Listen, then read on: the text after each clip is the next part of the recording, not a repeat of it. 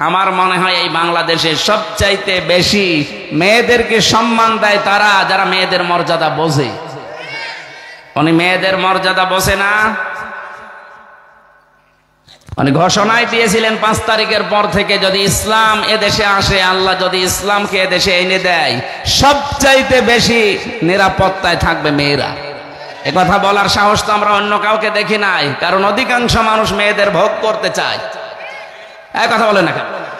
13টার উপরে সংগঠন কাজ করছে মেয়েদের অধিকার আদায়ের জন্য। কি অধিকার আদায় করেছে? সমকামিতা। এই যে নারী পক্ষ, নারী স্বাধীনতা আন্দোলন, নারী বিপ্লব পরিষদ, নারী মুক্তি পরিষদ, 13টা কি করেছেন আপনারা? এই দেশে সমকামিতা জারি করার জন্য চেষ্টায় আছেন। কুষ্টিয়ায় কয়েকদিন আগে 2 জন মহিলা ধরা পড়েছে, তারা বলছে আমরা মেয়েরা বিয়ে করব, যদি বিয়ে না দেন আমরা 2 জনই মরে যাব। আপনারা মেয়েরা বিয়ে করবেন, তো আমরা কি করছি?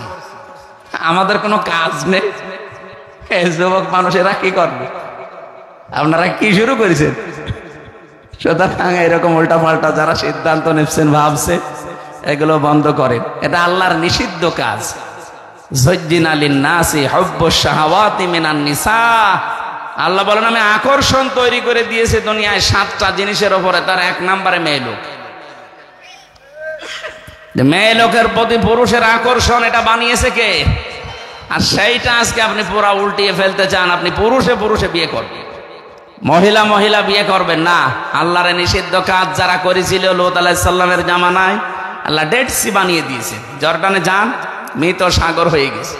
এ দেশকে অনেকে আযাব গজব দিয়ে ভরপুর করার জন্য এই চিন্তায় আছে।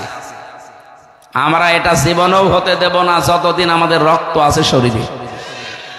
যে ষড়যন্ত্রগুলো, বিশেষ করে আমাদের এই প্রতিবেশী, পৃথিবীতে এত নিকৃষ্ট প্রতিবেশী কোন দেশের পাশে আছে বলে আমার জানা নেই।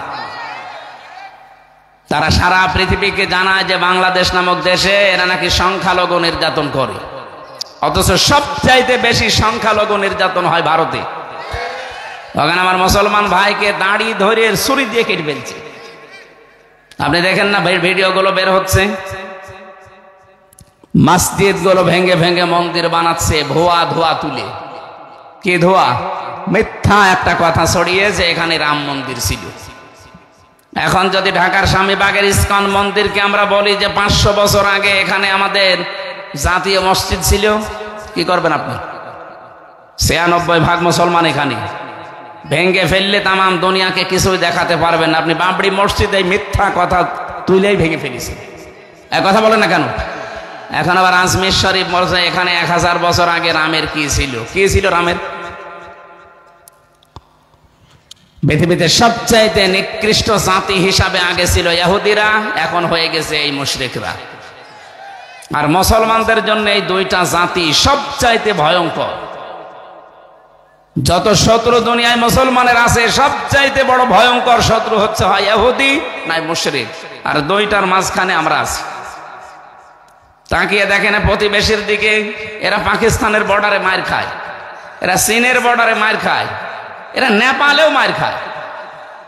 আফগানিস্তানের একটা সুড়ঙ্গ পথ আছে ওদের দিকে, ওখানে গেলেও মার খায়। মায়ানমারে মার খাচ্ছে ওরা, কিন্তু মারে শুধু আমাদেরকে। আমরা যেহেতু বাড়াবাড়ি করি না, আমাদের ছাড়াছাড়ি নেই, আমাদের জোর জবরদস্তি নেই।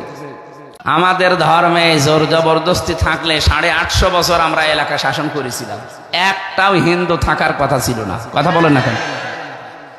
কিন্তু এটা আমাদের দুর্বলতা মনে করবেন না। আমরা আখেরাত ভিত্তিক জীবন তৈরি করি, এই জন্য কারো উপরে জুলুম করি না। আপনাদের তো আর আখেরাত নেই, ওনারা মনে করেন যে আবার আসবেন। কিসের আসবেন? আপনি চোখ বন্ধ করে দেখেন, আপনাকে আসাবে। এজন্য এই সমস্ত ভ্রান্ত চিন্তা ভাবনা বাদ দিয়ে যারা আখেরাত ভিত্তিক জীবন আমরা গঠন করেছি, আপনাকে আহ্বান জানাচ্ছি, যদি বিবেকটা হালকা কাজ করে, আল্লাহর পাঠানোর শেষ গ্রন্থ কোরআনের কাছে একটু আসেন, একটু বোঝার চেষ্টা করেন। আপনার বিবেকই সায় দেবে না দুনিয়ার এই 4500 ধর্ম সব মানুষের বানানো, এই কোরআন বাদ দিয়ে। আল্লাহ যেন এরকম কিছু আপনাকে ভেতরে তৈরি করে দেন, বলেন আমিন। এটা যে রেকর্ড হচ্ছে শুধু এই নাটোরে থাকছে না, সারা দুনিয়ায় ছড়িয়ে যাচ্ছে। আমি সব ভাষাভাষী মানুষকে, 4500 ধর্মের মানুষ দুনিয়ায় আছে, সবাইকে আহ্বান জানাচ্ছি, চ্যালেঞ্জ করছি, কোরআনে কারিম এটা নির্ভুল, এটা প্রমাণ হয়েছে। লরেন বুথ, এটা টনি বেলাওয়ারের শালিকা, ছোট শালিকা, মেয়ে অনার্স মাস্টার্স করা পিএইচডি হোল্ডার একজন। এসেছিল ইরানের তেহরান বিমানবন্দরে, এক মুসলমানকে ডাক দিয়ে বলেছে, ব্রাদার আমি মুসলমান হব না, আমি ইসলাম গ্রহণ করব না, কিন্তু আমি ইসলাম জানতে চাই, কি পড়লে অথেন্টিক ইসলাম জানা যাবে সেটা আমাকে দিন। বলেন তো, আপনাকে কেউ যদি একজন অমুসলিম যে আমি ইসলাম গ্রহণ করতে চাই না কিন্তু আমি ইসলাম জানতে চাই, তার অধিকার আছে না? এই যে কেবল বলছিলেন না ভাই যে হাজা বায়ানুল লিন্নাস, এটা মানুষের জন্য বয়ান। হিন্দু কি মানুষ না? খ্রিস্টান মানুষ না? বলেন। হ্যাঁ, পরের কথাগুলো হয়তো তাদের সাথে মিলবে না। ও হুদান ও মাউইজাতান লিল মুত্তাকিন, এগুলো মুত্তাকিদের জন্য, কিন্তু হাজা বায়ানুল লিন্নাস, আল্লাহ হাজা বায়ানুল লিল মুসলিমিন দেয়নি, যে মুসলমানদের জন্য এটা বয়ান। মানুষ পদবাচ্চে যারা বিবেচিত তাদের জন্য কোরআনে কারিমের বর্ণনাগুলো কে দিয়েছেন বলেন? আরো জোরে বলেন কে? উনি 3 বছর একাধারে কোরআনে কারিম তাফসীর সহ পড়েছিলেন, তাও বুঝে বুঝে, আমাদের মতো আনাকুম জানাকুম না। এক একটা শব্দের 8টা 10টা অর্থ বের করে করে শেষে 53 জায়গায় লাল দাগ দিয়েছে। সাংবাদিকরা জিজ্ঞাসা করছে, আপনি একজন খ্রিস্টান, আপনি মুসলমান হয়ে যাচ্ছেন কোন কারণে? আমি 3 বছর একাধারে কোরআন পড়েছিলাম বুঝে বুঝে। মুসলমানরা বলে আমাদের কোরআনে কোনো ভুল নেই, 53 জায়গায় আমি ভুল ধরেছিলাম আমার মন মতো, কিন্তু আল্লাহর ইশারা যেখানে ভুল ধরি দেখি তার পরের আয়াতে ওর জবাব আল্লাহ 1500 বছর আগেই দিয়ে দিয়েছে। আমি শেষে আর নিজেকে কন্ট্রোল করতে পারলাম না, আমার নিজের বাপ দাদার ধর্ম ত্যাগ করে এই পৃথিবীর সর্বশ্রেষ্ঠ ধর্ম ইসলাম আমি গ্রহণ করলাম। এই জন্য জোর জবরদস্তি আমরা করি না। যদি জায়েজ থাকতো একটা অমুসলিম অন্তত এই পৃথিবীতে এখন আর থাকতে পারতো না, খালি খ্রিস্টান বাদ দিয়ে, কারণ তারা আমাদের চাইতে বেশি। বাকি হিন্দু, ইহুদি, মাজুসি, বৌদ্ধ যারা আছে, এই একটাও তো অন্য ধর্মে থাকার কথা না, পিটিয়ে মুসলমান বানিয়ে ফেলতাম। কথা বলেন না কেন? লা ইকরাহা ফিদ্দিন, আমাদের ধর্মে কোনো বাড়াবাড়ি নেই, জবরদস্তি নেই। এই জন্য মেয়েদেরকে উল্টা পাল্টা বোঝানো এই মিডিয়ার, হলুদ মিডিয়ার মাধ্যমে বিশ্ব আন্তর্জাতিক সাম্রাজ্যবাদী যারা, এরা চেষ্টা চালাচ্ছে যে ইসলাম যেন উপরে আসতে না পারে, কারণ তারা জানে ইসলাম যদি আসে আমরা যে ধোঁকা দিয়ে বোকা বানিয়ে ব্যবসা করে যাচ্ছি, ব্যবসা বন্ধ হয়ে যাবে। হ্যাঁ, কথা বলেন না কেন? এই জন্য মেয়েদেরকে ওরা বোঝায় যদি ইসলামে দেশে আসে তোমরা ঘরবন্দি হয়ে যাবে। এই জন্য তো আমিরে জামাতে এই গ্যারান্টি দিয়েছে, ইসলাম যদি আসে যে যেখানে যার যে অধিকার আছে সে সেইটা পাবে, পোশাকের ব্যাপারও পাবে। আপনার যদি আখিরাতের ভয় না থাকে, আপনি অন্য জাতির লোক হয়ে থাকেন, আপনাকে আমি জোর করবো কেন বোরকা পড়তে? ধর্মে যা আছে আপনি তাই করেন। কথা বলেন না কেন?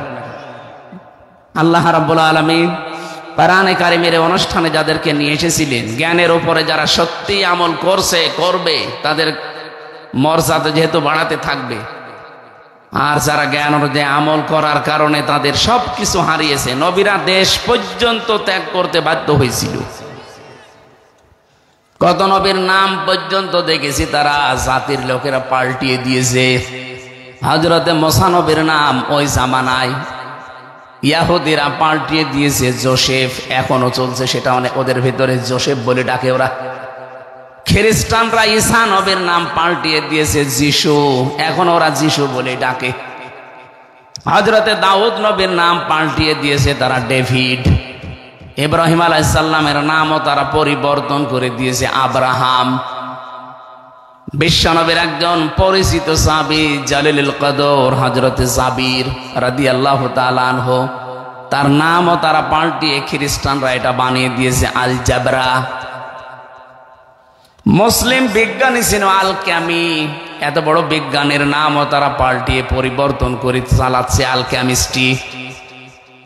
আপনি দেখেন তামাম দুনিয়ায় যে নাম পরিবর্তনের হিড়িক, আমাদের এই দেশে হাজার হাজার আলেমের উস্তাদ ছিল শাহ আহমেদ শফি, তার নামও পাল্টিয়ে দিয়েছিল তেতুল হুজুর।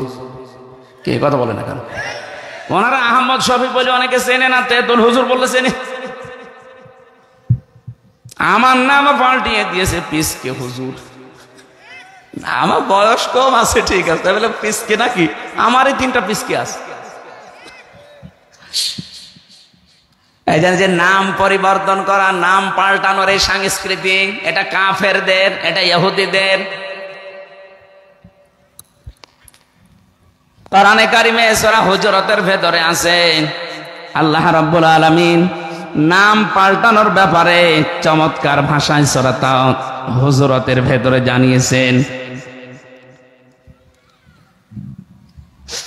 আল্লাহ পাক বলেন, ওয়ালা তালমিজু আনফুসাকুম ওয়ালা তানাবাজু বিল আলকাব বিইসাল ইসমুল ফুসুক বাদাল ঈমান ওয়া মান লাম ইয়াতুব ফাউলাইকা হুমুজ জালিমুন। সাবধান, ওয়ালা তালমিজু আনফুসাকুম ওয়ালা তানাবাজু বিল আলকাব, কারো নাম পাল্টিয়ে দিবা না। অথচ আপনি দেখেন 15.5 বছর নাম পরিবর্তনের হিড়িক চলেছে। শহীদ প্রেসিডেন্ট জিয়াউর রহমানের নামও তারা পাল্টিয়ে দিয়েছে, এমন নাম দিয়েছে যেন আর কেউ পাল্টা নেতা না পারে। যাতে মাতাল হলো তাহলে ঠিক আছে, জানতো যে নিজের নাম যদি দেয় জনগণ পিটিয়ে শেষ করে ফেলবে। বাবার নামও দেয়নি, নিজের নামও দেয়নি, এমন মানুষের নাম দিয়েছে আবেগের জায়গা শাহজালাল। এই কথা বলছেন এখন, বিমানবন্দরকে শাহজালাল বানিয়েছিল, তার নাম দিলেন কোন কারণে? আপনার এত হিংসা ভেতরে। নাম পরিবর্তনের হিড়িক তৈরি করে কাফেররা, ইহুদিরা, মুশরিকরা। আপনি কেন মুসলমান করতে গেলেন? আপনি এটা ঠিক করেননি। আল্লাহ শেষের শব্দে দিয়েছে বিইসাল ইসমুল ফুসুক বাদাল ঈমান। এই যে নাম পাল্টিয়ে যারা মানুষকে ডাকে, একজনের নাম হচ্ছে কুদ্দুস, আব্দুল কুদ্দুস। কুদ্দুসা বলেন না, কবিরা গুনাহ হবে।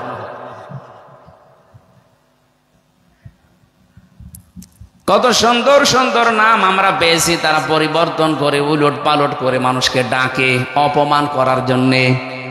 যারা এই সমস্ত হিড়িক তৈরি করেছিলেন, ওয়ামাল্লাম ইয়াতুব, ওরা যদি সত্যি তাওবা না করে, ফাউলাইকা হুমুজ জালিমুন, ও মানুষগুলো মরে গেলে জালিম হয়ে মরবে।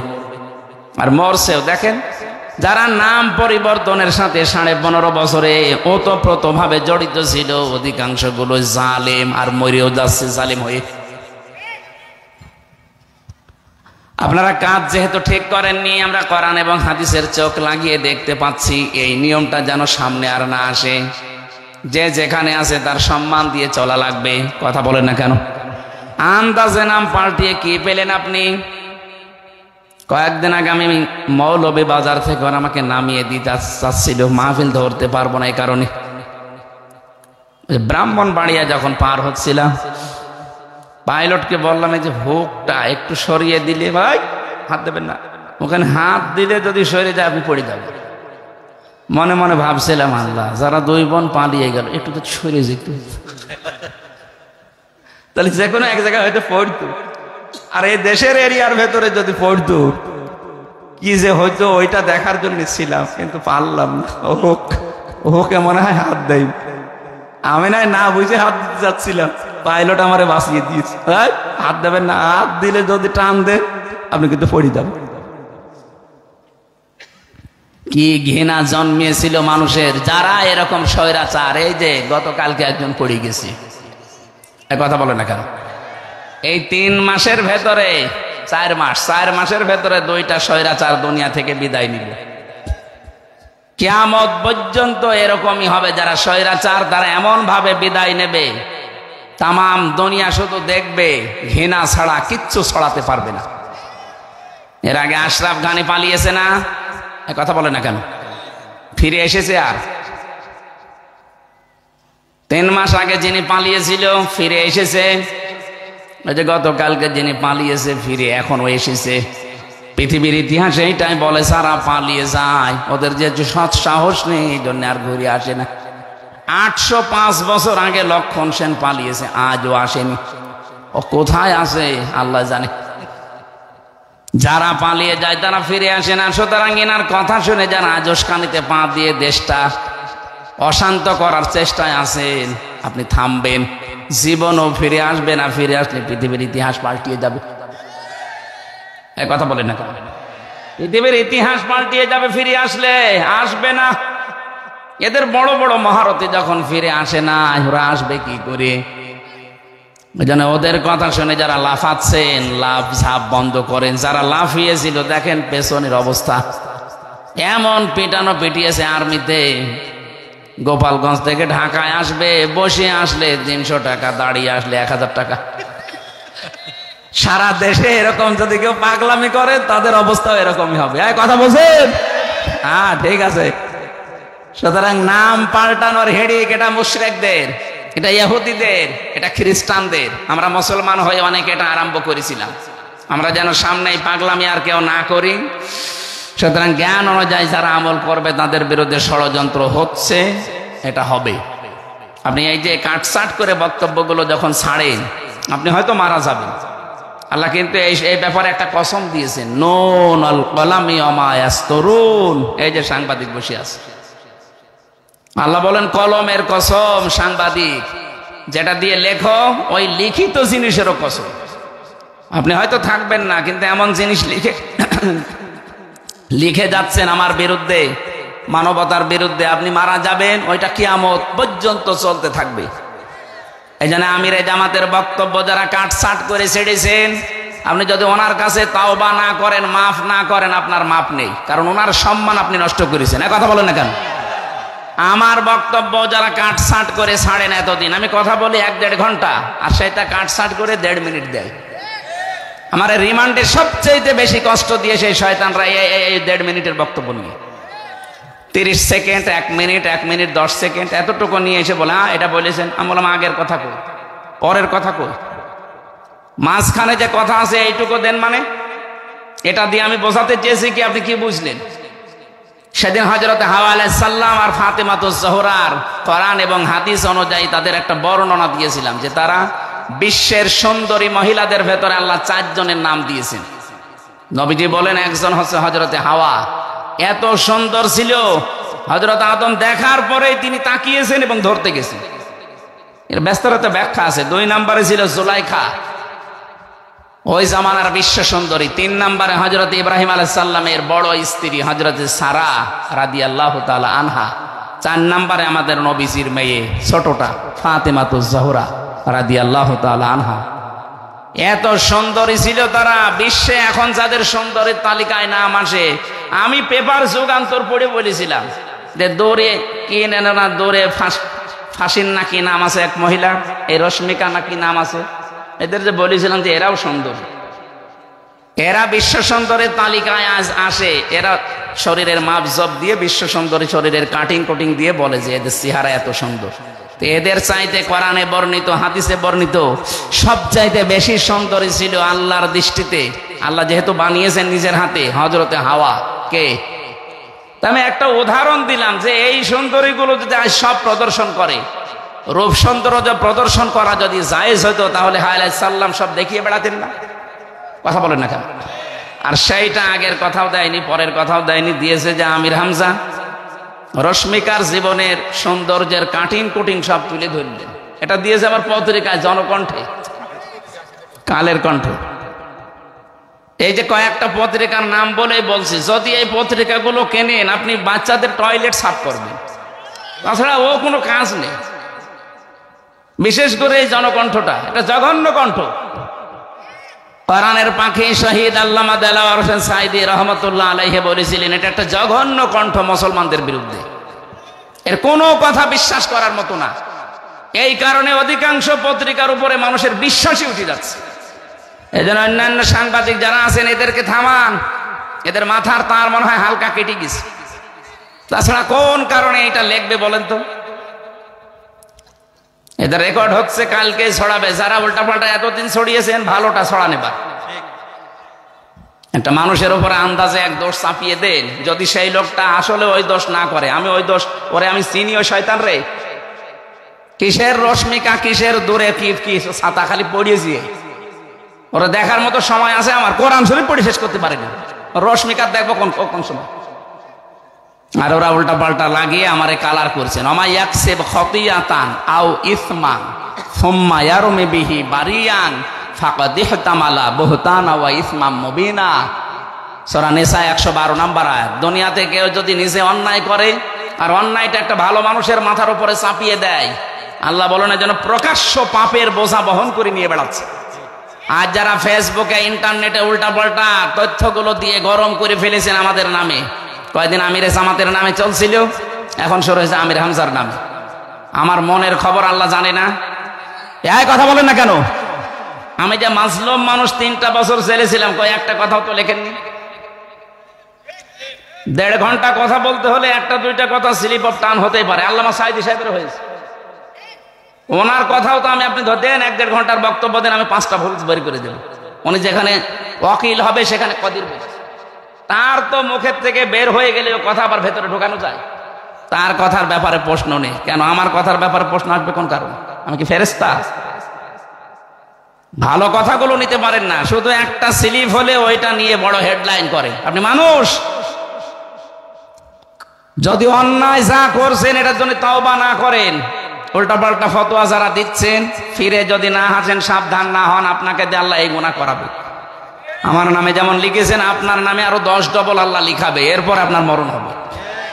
এই আয়াতের তাফসিরে আমি এইটাই পেয়েছি। নিজে অন্যায় করে, অন্যায়টা একটা মালো নিরপরাধ মানুষ যে জানে না বোঝে না তার উপরে চাপিয়ে দেয়, ফাকাদ ইহতামালা বুহতানা ওয়া ইসমাম মুবিনা, সে যেন প্রকাশ্য পাপের বোঝা বহন করবে। এই 15.5 বছরে টের পাননি? নিরপরাধ মানুষকে ধরে ধরে বেকারে মিথ্যা মামলা দিয়ে, মিথ্যা সাক্ষী দিয়ে জেলে রেখেছে, তার জীবনটা নষ্ট করে দিয়েছে। যারা এই কাজে জড়িত ছিল 1 টাকা আল্লাহ ছাড়ে নাই। এই কথা বলেন না কেন? আপনি ব্যারিস্টার সুমনের দিকে তাকান, মানবতার ফেরিওয়ালা সেজেছিল, আল্লাহ এত অপমান করেছে, ডিম মারে মানুষ। জেলে আমরা যাইনি, ডিম কিসের? মানুষ কান্নাকাটি করতো আদালত চত্বরে। আরে শয়তানদেরকে দেখলে এখন সি সি করে, কুত্তার বাচ্চা বলে গালি দেয়। দরবেশের মতো মানুষ। আমি যখন আদালতে উঠতাম শুনতাম পুলিশ ভাইরা বলতো যে ওই উপরে আছে দরবেশ, ওখানে এসে ম্যাজিস্ট্রেটের সাথে, জজ মিয়ার সাথে কথা বলছে বসে বসে। কি সম্মান ছিল তার, দেখেছেন কোথায় নামিয়েছে আজ? দাড়িতে পোজ দিয়ে একেবারে সফা করে ফেলেছে। ওরে জিজ্ঞাসা করছে, নাফরমান দাড়ি কাটলেন? বেশি ফতোয়া দেবেন না, দাড়ি রাখার জন্য জান বাঁচানো ফরজ। আমি সুন্নত ফেলে দিয়ে জান বাঁচানো ফরজ আদায় করেছি, ধন্যবাদ জানান, কিন্তু ধরা পড়ে গেলাম নৌকার কারণে। আল্লাহ অপমান করবেই যারা মানুষের উপরে বিনা কারণে 15.5 বছর অত্যাচার করেছে। না, আপনাকে আমি একটা বুদ্ধি দিতে পারি, আপনার মাপ আছে, তাছাড়া আপনি জীবনেও মাপ পাবেন না। যার কাছে যে অপরাধ করেছে 15.5 বছরে, তার কাছে যে ক্ষমা চাবেন, আর তার যা ক্ষতি করেছেন ওই ক্ষতিপূরণ দেবেন। আমারটা আমি নিজে বলছি, 3 বছর আপনি আমাকে বিনা কারণে মিথ্যা মামলা দিয়ে আটক করে রেখেছিলেন, আমার পরিবারটা নষ্ট করে দিয়েছেন। এই কথা বলেন না কেন? আমার বাবার কাছে কমপক্ষে 30 লাখ টাকার উপরে খেয়েছেন। সেদিন আমার মামলার আয়ু কল দেব, হুজুর মাফ করে দিন। মাফ করবো, আগে টাকা ফেরত দিন। টাকা দেবেন না, মাফ করে দিন মানে? আমার কষ্টের যা আছে আমি ঠিক আছে মাফ করে দিলাম, কিন্তু টাকা না দিলে আপনার কোনো মাফ নেই। কিসের আস্তাগফিরুল্লাহ পড়েন আপনি? শুধু আমির হামজা একা না, এরকম বহু হামজা ভিকটিম জেলখানা 1,10,000-এর মতো মানুষ আমরা জেল খেটেছি। এ কথা বলেন না কেন? এই মানুষগুলো বিনা কারণে মিথ্যা মামলা দিয়ে, মিথ্যা সাক্ষী দিয়ে তাদের জীবনে 8 বছর, 10 বছর, 14 বছর নষ্ট করে দিয়েছেন। এখনো পর্যন্ত এটিএম আজহার হাফিজাহুল্লাহর জীবনটা নষ্ট করছেন মিথ্যা জিনিস দিয়ে।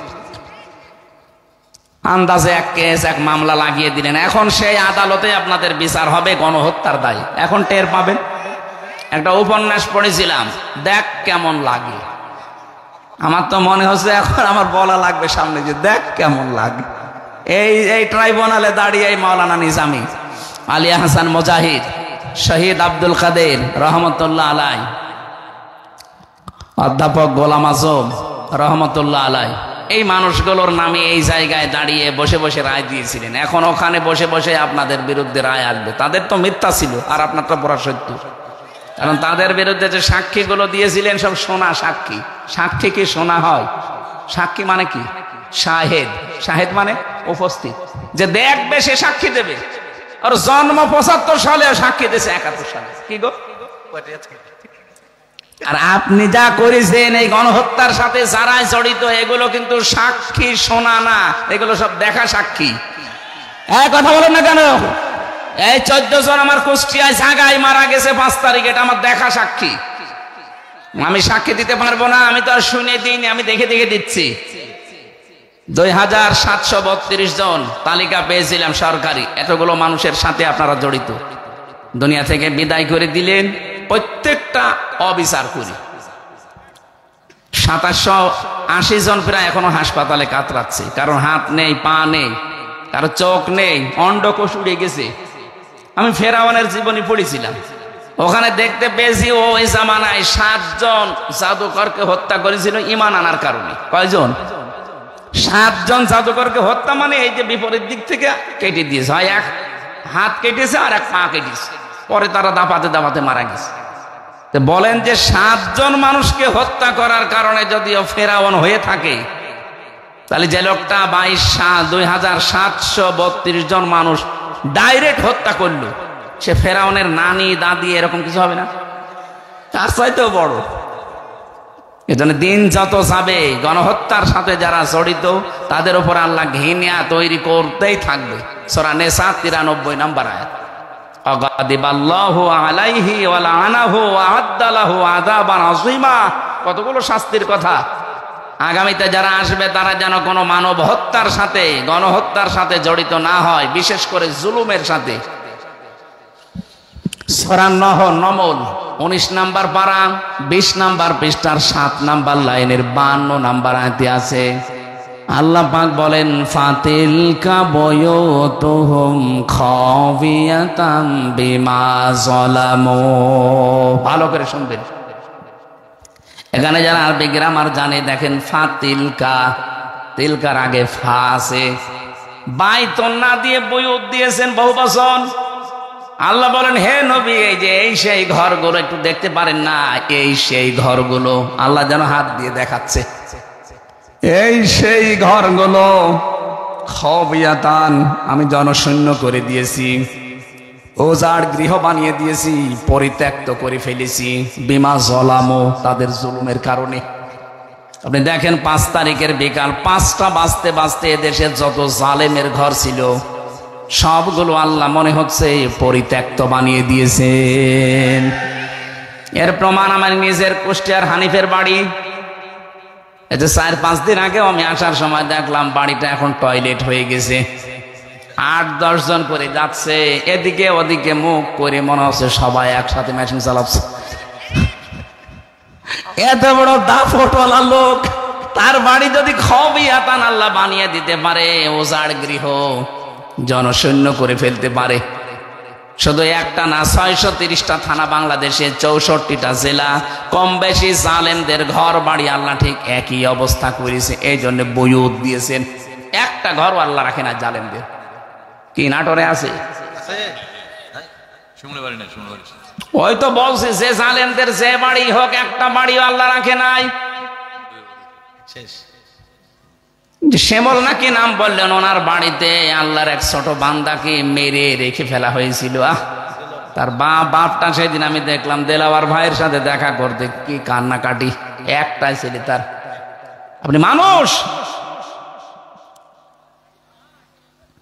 মুরব্বী মানুষ দেলাওয়ার সাহেব, কলেজে গিয়েছিলাম দেখা করার জন্য, দেখি আমাকে জড়িয়ে হাও মাও করে কাঁদছে। তার এই ছেলেটার কারণ কি অপরাধ ছিল, অতটুকু মানুষ কি করতে পারে বলেন তো?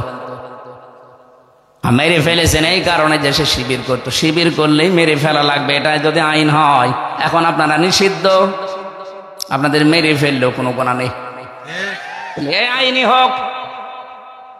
শিবিরের নাম শুনলে যদি আপনি মেরে ফেলা আপনার দৃষ্টিতে জায়েজ হয়ে থাকে, আপনারা যেহেতু সরাসরি নিষিদ্ধ, তাও রাষ্ট্রের পক্ষ থেকে, আপনাকেও মেরে ফেললে ওটাও তো আপনার ছেলে, আপনার ভাই, দেখেন কেমন লাগে। এই অবিচারগুলো আল্লাহ সহ্য করেন, এই জন্য আয়াতের শেষে দিয়েছেন বিমা যালামু। হে নবী, আপনি জানেন না এই ঘরগুলোতে জুলুম হতো। এই সেই শিমুলের ঘর, যেখানে একটা মানুষকে মেরে ফেলে রেখা হয়েছিল কয়েকদিন, কয়দিন, 2 দিন পর্যন্ত লাশটা পড়েছিল। ও নাই জান্নাতে চলে গেছে, কিন্তু এই লাশের সাথে যারা জড়িত একটাও জান্নাত পাবে না, প্রত্যেকটার জন্য জাহান্নাম অবধারিত। ওদের বলে করবো কি, কারণ ওরা জান্নাত তো যা মনে করে জাহান্নামও তাই মনে করে। ওদের কি জান্নাত জাহান্নামের কোনো চিন্তা আছে? যেদিন যাবেন সেদিন বুঝবেন যে কেমন লাগে। অমাইয়াকুল মুমিনাম মুতাআম্মিদান ফাজাযাউহু জাহান্নাম খালিদান ফিহা। কোন মানুষ যদি কোন মানুষকে অন্যায়ভাবে হত্যা করে, তার 1 নাম্বার শাস্তি আল্লাহ পুরস্কার দেবেন জাহান্নাম, 2 নাম্বারে সে চিরকাল থাকবে। এরা এই কারণেই সাহস পেয়েছিল, ওরা মনে করতো আমাদের হুজুর আছে, এই হুজুররা আমাদেরকে বোঝায় যে জাহান্নামে যদি যাও অসুবিধা নেই, কয়েকদিন পরে চলে আসবা। কি কথা বলেন না? এইটাই ধারণা দিত এতদিন যে অসুবিধা নেই, লগে বৈঠা নিয়ে জসিমকে পিটিয়ে মেরে ফেলো, অসুবিধা নেই, যদি ধরা পড়ে যাও নাই কয়দিন থাকবা, দুনিয়ার জেলখানায় বেরিয়ে আসবা। এরকম আখিরাতের জেলখানা আছে, আল্লাহর জাহান্নাম, থাকবা 10 বছর পরে আবার আল্লাহ বের করে দেবে। এটা ডাহা মিথ্যা কথা। কে বলেছে আপনাকে? আপনি জেনে শুনে কোনো কবিরা গুনাহ করবেন, শিরিক করবেন, কুফরি করবেন, আপনার তো ঈমানই নেই, আপনাকে নিয়ে আসবে কি করে? ইউরিদুনা আইয়াখরুজু মিনান নার ওয়া মা হুম বিখারিজিনা মিনহা ওয়া লাহুম আযাবুম মুকিম। এটা সূরা মায়েদার 37 নম্বর আয়াতে আছে। তারা চাইবে জাহান্নাম থেকে বের হতে, আল্লাহ বলেন না, ওদেরকে আমি আবার ফিরিয়ে দেব। তো কোন বাবা বলেছে আপনাকে 2-3 বছর পরে বের করে নিয়ে আনবে? এই জন্যই তো আপনার বৃদ্ধি কমে না। আপনি যে অনুশোচনা করবেন, অনুতপ্ত হবেন না, আপনার বৃদ্ধি তো কমতে দেখেন আরো বাড়তে আছে। বিশ্বজিৎকে সে যে ছেলেগুলো মেরেছিল আমার সাথে ছিল তারা, এই শাওন এখন রাইটার হয়েছে। আমি দেখেছিলাম এই যে ওর এখন ফাঁসির আসামি ছিল, এখন যাবজ্জীবন 30 বছর জেল খাটা লাগবে, কিন্তু বৃদ্ধি কমেনি। আমি বললাম আপনি এরকম একটা মানুষকে মেরে ফেললেন, ও তো বলেছিল যে ভাই আমি শিবির টিবির না, আমি একটা হিন্দু মানুষ, তারপরও আপনি কপ দিলেন। ও বারবার বলেছিল যে ভাই আমি কিসের শিবির, কিসের জামাত, আমি তো মুসলমানই না, আমি একটা হিন্দু। আপনার যদি বিশ্বাস না হয় দেখেন, আমি কিন্তু ফুল হাতা। ও বলেছিল, হাফ হাতাও বলে না, ও বলেছিল যে আমি ফুল হাতা, আপনাদের মতো আমি হাফ হাতা না, এরপরও ছাড়ি না। অন্যায় করার পরে মানুষ একটু অনুশোচনা করে, এই শয়তানদের ভেতরে অনুশোচনাও নেই। এখন এই যে দিনের পর দিন 30 বছর বলেন কম, খেয়ে না খেয়ে এখন থাকা লাগবে, কারণ ওর তো বাইরে সব শেষ। খুলনায় বাড়ি, গরিব মানুষের ছেলে, জীবনটা শেষ করে দিলে যাদের কারণে এখন তাদের গালি দিয়ে লাভ আছে। এই জন্যই তো সতর্ক করি, এমন মানুষের সাথে থাকবেন না যাদের কাছে গেলে অস্ত্র তুলে দেয়। কথা বলেন না কেন?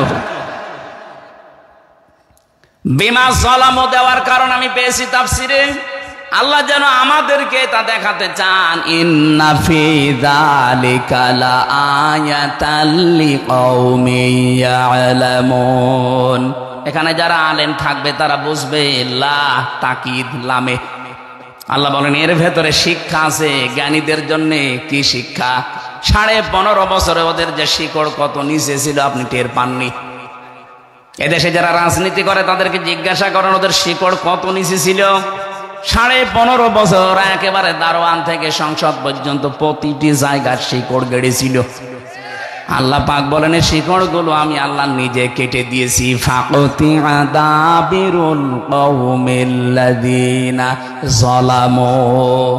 এদের শিকড়গুলো শুধু কেটে দেয়নি হে নবী, আমি শুধু এদের শিকড়ই কাটলাম না, এর পরবর্তীতে যদি সত্যি কোনো মানুষ ক্ষমতা পেয়ে জালেম হয়ে যায়, জুলুম করে, তাদের বাড়ি ঘরও আমি আল্লাহ পরিত্যক্ত করে দেব। কোন দিন আমার চিন্তায় আসে না যে হানিফের বাড়ি এরকম পরিত্যক্ত হবে, অথচ এখন সে দেখেন ওটা জাতীয় টয়লেট। আমার তো নিজেরটা বললাম, বাকি জেলা অবস্থা একই। কয়েকদিন আগে দিনাজপুর গিয়েছিলাম, কি দাপট ছিল তার বাড়িতে এখন জাতীয় টয়লেট। আপনি ঢাকাতে ওই বড় বাড়িতে যেয়ে দেখেন মানুষের জামাতবদ্ধ হয়ে টয়লেটে যাচ্ছে। আমি একবার কাবা শরীফ তাওয়াফ করছিলাম, 7 চক্কর দেওয়ার পরে দেখি আমার শরীরটা কেমন কেমন লাগছে। উপরে যে পুলিশকে বললাম, ভাই ইয়া সাদিক তাল কি, আমি ফার্মেসি খুঁজতেছি। আমার ভাষা দিয়ে ভাঙা ভাঙা কণ্ঠে বললাম যে ভাই আমার এতক্ষণ ভালোই লাগছিল, হঠাৎ আমার পেটে ব্যথা যন্ত্রণা, এখানে ফার্মেসি নেই। পুলিশ আমারে বলছে হাজি হল হজ্জা তাই না বিলা দোকা। ও হাজি, দেশ কোথায়? যে তুমি বাংলাদেশ থেকে এসেছি। পুলিশ আমারে বলছে আপনি জানেন না এটা কোন জায়গা? আমি না তো। আবু জাহেলের বাড়ি। আপনি এখনো পায়খানা না করে দাঁড়িয়ে আছেন, তাড়াতাড়ি করেন। ওরে আল্লাহ, সত্যি পায়খানা করে দেখে আমার পেটের ব্যথা ভালো হয়ে গেছে। আমার মনে হচ্ছিল আল্লাহ আমাকে ধরে জানাতে চাচ্ছে, হামজা এত টাকা খরচ করে আসলে আর এই শয়তানের বাড়ি পায়খানা না করে চলে যাবা। পেটের ব্যথা এমনি হয়নি, এই কারণে হয়েছে। কথা বলেন না কেন? আমার তো এটার সাথে মিলিয়ে দেখতে পাচ্ছি 15.5 বছরে যারাই জুলুম করেছিলেন, যেখানে করেছিলেন, ওই জায়গাগুলো আল্লাহ অভিশপ্ত বানিয়ে দিয়েছে। এখন এই দেশের মানুষের বিভিন্ন ব্যথা হবে, ওখানে যে কাজ করবে পেট ব্যথা সাইজ। এই জন্য আমাদের উচিত, আমরা যদি সামনে যারা চেয়ার পাবো যেন জালেম হয়ে না যায়। জালেম হলে আপনি যত সুন্দর বাড়ি বানান না কেন, আপনার ওই জুলুমের কারণে বাড়িটাও পরিত্যক্ত হয়ে যাবে। এটা তো আমি বানালাম নাকি? সূরা নমল 19 নাম্বার পারা 20 নাম্বার পৃষ্ঠা 7 নাম্বার লাইনের 52 নাম্বার আয়াত তাফসিরে হাক্কানিতে আছে। যদিও হানিফের নাম নেই, আমি জোড়লাম। শিমলের নাম নেই, আমি জোড়লাম, কারণ এখানেও জুলুম হয়েছে। এখানে টর্চার সেল, এই কথা বলছে না, যত জায়গায় এরকম টর্চার সেল ছিল, জায়গাগুলো একটা আর লাশ তো রাখে নাই, সবগুলো পরিত্যক্ত করে দিয়েছে। এইটাই আল্লাহর আদেশ। আল্লাহ আমাদেরকে যেন বাঁচিয়ে দেন, বলেন আমিন। কোরআনে কারিমের 6666টি আয়াত বলা হয়, এটা হচ্ছে আমাদের কাছে প্রসিদ্ধ, কিন্তু আমাদের কাছে নির্ভরযোগ্য হচ্ছে 6236টা আয়াত। এটা বিশুদ্ধ, এটা বিশুদ্ধ, আর এটা প্রসিদ্ধ। প্রসিদ্ধটাই আমরা জানি, বিশুদ্ধটা লেখাপড়া না করলে অনেকে জানে না। এই জন্য 6236 এটা বিশুদ্ধ। এটা কি? এর ভেতরে আমি একটা আয়াতের 4 ভাগের 1 ভাগ মাত্র পড়েছি। সূরা নাহাল আয়াত নাম্বার 112। আল্লাহ একটা গ্রামের উদাহরণ দিয়েছেন, এই গ্রামেরই মনে করেন এটা একটা শিবপুর না, মাটি ডালি নাকি যেন, গড় মাটি। এই গড় মাটি, এই গ্রামের উদাহরণ আল্লাহ আপনাকে শোনাচ্ছেন। এখান থেকে কয়েকটা শিক্ষা আমরা আজকে নিয়ে যেতে চাই। ওয়ারাবাল্লাহু মাসালান ক্বরিয়াতান কানাত আমিনাতাম মুতমাইন্না। সাদাকাল্লাহুল আযীম। এ পর্যন্ত থাক। সূরা নাহাল, কোন সূরা জানো? নাহাল মানে মৌমাছি। নাহাল মাছে কি? এ সূরার নামকরণ আল্লাহ কেন করেছেন? আমি শুধু নামকরণটা বলে তাফসিরে যাচ্ছি। আল্লাহ পাক যতগুলো আয়াত দিয়েছেন, একটা শব্দে আছে নাহাল। কি আছে? ওয়াহা রাব্বুকা ইলান নাহালি। আল্লাহ বলেন আমি নাহালের প্রতি ওহী করেছিলাম, মৌমাছির প্রতি। আনিত্তাখিদি মিনাল জিবালি বুয়ুতাও ওয়া মিনাশ শাজারি ওয়া মিম্মা ইয়ারিশুন। তোমরা বসবাসের জন্য 3টা জায়গায় বাসা বাঁধবে। একটা মানুষের ঘরের চালে, কার্নিশে, ছাদে, 2 নম্বরে গাছের ডালে, 3 নম্বরে পাহাড়ে। নবী আপনি দেখবেন এই 3টা জায়গা ছাড়া ওরা কোনো জায়গায় বাসা বাঁধে না। মৌমাছিকে আদেশ করেছিলেন আল্লাহ কয়বার? বলেন বলেন। একটা আদেশ করেছিলেন মাত্র একবার। কিয়ামত পর্যন্ত তারা এই আদেশ মেনে চলবে, কোনো ব্যত্যয় হবে না। আর আমাদেরকে আল্লাহ আদেশ দিয়েছেন 500। কত? একটা আদেশ আমাদের জীবনে নেই। ওদেরকে একবার মাত্র একটা আদেশ করে যদি কিয়ামত পর্যন্ত ওরা ফলো করতে থাকে, এই জন্য কোনো অশান্তি নেই ওদের। আমাদেরকে আল্লাহ 500 দিয়েছেন ভালোবেসে। যদি 5টাও আমরা এদেশে আমল করতে পারতাম, এদেশের যত অশান্তি সব দূর হয়ে যেত। আমরা গ্যারান্টি দিতে পারি, কোরআনে কারিমে যে এখন সংবিধান সংস্কার চলছে, সারা দেশ থেকে অনেকে আওয়াজ তুলছে, আমরাও আওয়াজ তুলতে চাই। 96% মুসলমানের এই দেশে অবশ্যই সংবিধান হওয়া লাগবে আমার আল্লাহর কালামের। কারণ সংবিধান নামে একটা সূরা আল্লাহ কোরআনে দিয়েছেন, সূরা ফুরকান। ফুরকান মানে সংবিধান। ফুরকান মানে কি? ৭৪টা আয়াত আছে, তার ৭৩টায় ধারা। বাংলাদেশের সংবিধানে কত শ ধারা আছে, লাগবে না এত ধারা। শুধু ৭৩টা ধারা দিয়ে বাংলার সংবিধান তৈরি করেন কোরআন কেন্দ্রিক। এদেশে যত অপরাধ আছে 41 সাল টার্গেট দেওয়া লাগবে না, 41 দিনেই দূর হয়ে যাবে। আমরা মৌমাছির চাইতেও আল্লাহর কাছে নিকৃষ্ট, কারণ তাদের একবার আদেশে তারা মানে, আর আমরা 500 আদেশ দিয়েছে তারপর আমাদের খবর নেই। এবার ঐতিহাসিক প্রেক্ষাপট লক্ষ্য করেন, কোন আয়াত থেকে কথা বলতে হলে ওই আয়াতের শানে নজুল বলা লাগে। বিশ্বনবী একবার যাচ্ছিলেন, এই যে আকাশে যেদিন চান আমরা বলি মেরাজে গিয়েছেন, জিবরাইল বলেন আমি তাকে নিয়ে যখন প্রথম আসমান পার হলাম তখন দেখলাম কালো কালো কি যেন নামতেছে, আর পিপিলিকার মতো কি যেন উঠতেছে কালো কালো। জিবরাইলকে জিজ্ঞাসা করলাম, ইয়া আখি জিবরাইল, হে ভাই জিবরাইল, কালো কালো কি ওঠে আর কি নামে? ফেরেশতা বলে, হে রাসূল, দুনিয়াতে যে অন্যায় করে আপনার উম্মতেরা, এই অন্যায় এই অপরাধ এই গুনাহগুলো উঠতেছে, আর ওই যে নামে পিপিলিকার মতো ওগুলো ওই গুনার শাস্তি গজব আযাব নামতেছে। তাহলে দুনিয়ায় যে ধরনের অপরাধ আমরা করি, এই ধরনের অপরাধের শাস্তি হিসাবে আল্লাহ উপর থেকে আমাদের উপরে পাঠায়। এজন্য আমাদের এখানে সাবধান হওয়া দরকার, এমন কোন গুনাহ আর আঞ্জাম দেব না যে কারণে আল্লাহ আমাদের উপরে আযাব পাঠাতে পারে। এই আয়াতের দলিল আছে তাফসিরে, সূরা রুমের ভেতরে আছে 21 নাম্বার পারা 7 নাম্বার পৃষ্ঠা 14 নাম্বার লাইনে আছে 41 নাম্বার আয়াত, যাহারাল ফাসাদু ফিল বাররি ওয়াল বাহার বিমা কাসাবাত আইদিন নাস। আল্লাহ পাক বলেন, জলে স্থলে যে বিপদ আপদ মুসিবত গুলো দেখতে পাও, একটাও আযাব গজব আমি পাঠাতে চাই না। এগুলো পাঠাতে চাই এ কারণে, কারণ তোমরা যা কামাই করো এগুলো কামাইয়ের ফসল এইটা। এজন্য গুনাহের কারণে মানুষের ভাগ্য নষ্ট হয়। কি নষ্ট হয় বলেন বলেন? আজ ব্যক্তি থেকে শুরু করে আন্তর্জাতিক পর্যায় পর্যন্ত যে যেখানে আছি, আমাদের গুনার কারণে অপরাধের কারণে কিন্তু আমাদের ভাগ্য নষ্ট হয়ে যাচ্ছে। আর সব আযাব যদি আল্লাহ দিত কেউ আমরা টিকতাম না। ওমা আসাবাকুম মিন মুসিবাতিন ফাবিমা কাসাবাত আইদিকুম ওয়া ইয়াফু আন কাসীর। সূরা শূরার 30 নাম্বার আয়াতে আছে, তোমরা যা করো যদি সবগুলোর শাস্তি পাঠাতাম শ্বাস ফেলার সময় পেতে না। অধিকাংশগুলো আমি আল্লাহ মাফ করে দেয়, এই জন্য তোমাদের কিছু মনে হয় না।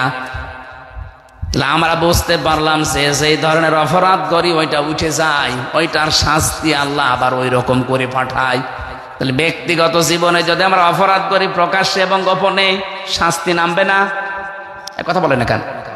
আর যারা গোপন গুনাহ করেন, একটু গোপন গুনাহ যারা করেন, এই যে মোবাইলের মাধ্যমে কম্পিউটারে বিভিন্ন স্ক্রিনে গোপন গুনাহ যেগুলো আছে এগুলো বন্ধ করা লাগবে। গোপন গুনাহ কি? নিজে দেখলে আনন্দ লাগে, অন্য কেউ দেখলে লজ্জা লাগে, এটা গোপন গুনাহ। এরকম গুনাহ যদি কারো মোবাইলে থেকে থাকে এই মুহূর্তে ডিলিট করে দিন। কারা কারা ডিলিট করবেন হাত তোলেন তো। এই হাত নামাচ্ছেন মানে আবার দেখে আপনার মোবাইল থেকে কে আছে মোবাইলে, আজকে বাড়ি যাওয়ার আগে ডিলিট করবো। নিজে দেখে মজা মারো আর অন্য দেখলে লজ্জা পাও। এই গুনার কারণে কি শাস্তি নাজিল হবে আপনি জানেন? ওই যে উঠতেছে, যত অপরাধ নিজে গোপনে করবেন এটা কিন্তু উঠে যাবে, আবার নামবে পিপিলিকার মতো। এই নামবে না? 1 নম্বরে নামবে আপনার চেহারার উজ্জ্বলতা নষ্ট হয়ে যাবে। যতই ফেরেন লাভলে দেন, যতই কিছুদিন চেহারা আর ধরে রাখতে পারবেন না, ভেঙে যাবে। এজন্য গোপন গুনাহ বাদ দেওয়ার দরকার আছে না নেই? পারিবারিক জীবনে যে গুনাহগুলো হচ্ছে, একজন নেককার স্ত্রী মেয়েরা যারা এসেছেন আপনার একটা ওয়াজই যথেষ্ট। নবীজি বলেন, আমি জাহান্নামে সবচাইতে বেশি দেখেছি ওই মেয়েদের যে মেয়েরা কুফরি করে। সাহাবী প্রশ্ন করলেন, হুজুর কুফরি করে কি স্বামীর সাথে না আল্লাহর সাথে? নবীজি বলেন, স্বামীর সাথে। স্বামীর সাথে কুফরি কি?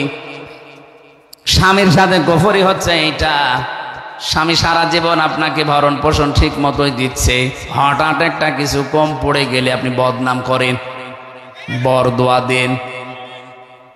2 নম্বরে ওয়াতুইনু আলা দীনি যাওজাতিহা। নবীজি বলেন, ওইটা নেককার স্ত্রী যে তার স্বামীকে দিনের কাজে, মানবতার কাজে, ইসলামের কাজে বের করে দেয়, সময় দেয়, উৎসাহ দেয়। খাদিজাতুল কুবরাকে আল্লাহ সালাম দিয়েছেন একটা কারণে, তিনি তার স্বামীকে আরো উৎসাহ দিতেন মানবতার কাজে, দ্বীনের কাজে, ইসলামের কাজে যান, আরো ছেড়ে দিলাম, আরো সময় বের করে দিলাম। আর অধিকাংশ মেয়েরা স্বামীকে দ্বীনের কাজে, ইসলামের কাজে, মানবতার কাজে সময় দেওয়া দূরের কথা, ছাড় দেওয়া দূরের কথা, উৎসাহ দূরের কথা, আরো বাধা দেয়। হ্যাঁ, কথা বলে না কেন? না, আপনি জান্নাতে যেতে পারবেন না শুধু নামাজ পড়ে রোজা রেখে, শুধু কালো বোরকা পরে জীবনও জান্নাত পাবেন না। ওয়া তুইনু আলা দীনি যাওজাতিহা, স্বামীকে সাহায্য করা লাগবে। আমি কি এটা বানালাম হাদিস? বলেন। যতটুকু বললাম এতটুকু মেনে নেওয়ার তৌফিক আল্লাহ যেন আমাদেরকে দান করেন। যে যে ধরনের অপরাধ আমরা করছি, ভুলে যাবেন না যে অপরাধ সম্পর্কে আল্লাহর কোনো ধারণা নেই, না, সব উনি দেখতেছেন। ওয়ালা তাহসাবান্নাল্লাহা গাফিলান আম্মা ইয়ামালুজ জালিমুন। আল্লাহ পাক বলেন, হে নবী, আপনি কি গাফেল মনে করেন আমাকে? অমনোযোগী মনে করেন যে আমি জালেমদের সম্পর্কে কোনো খোঁজ রাখি না? সবচাইতে বেশি খবর আমার কাছে আছে জালেমদের সম্পর্কে। এই জন্য যে যে ধরনের গুনাহ করবে, অপরাধ করবে, শিরিক বেদাত কুফরি করবে, ওটা উঠে যাবে। আর ওইটাই ইনপুট হওয়ার পর আবার আউটপুট হবে। যেন আমরা সাবধান, এমন কোন গুনায় আঞ্জাম দেব না যেন ওই গুনাহ নাযিল হয়ে আমি ধ্বংস হয়ে যাই। জোরে বলেন নাউজুবিল্লাহ।